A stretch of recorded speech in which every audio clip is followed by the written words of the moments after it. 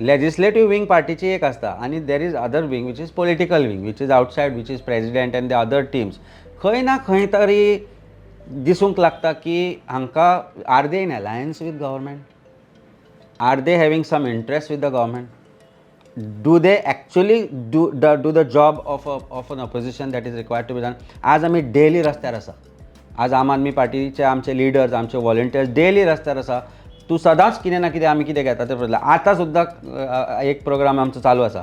So हे बाकीचे party कित्याक करना हो जर तूं प्रश्न विचारत जाल्यार म्हाका दिसता हो प्रश्न तुवें तांकांय विचारचो पडटलो. खंय ना खंय तरी ऑपोजिशन कॉम्प्रोमायज आसा. भारतीय जनता पार्टी जी आसा पळय ती स्वताच्या खुस्तार केन्नाच पावरान येना.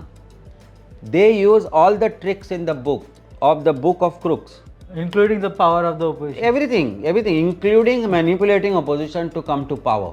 And that is precisely what we are seeing in Goa, that if they can't come to power on their own, they will use somebody from the पण opposition to हातून come to ब्लेम power. तू BJP कसो करतलो? BJP करत- when the That's the point I'm opposition making. is compromised. That's the point I'm making. I am saying BJP is not strong, opposition is somehow somewhere compromised. No, I'm saying you cannot blame BJP for this. No, You have to blame that- the opposition. Absolutely, I am saying that opposition is compromised.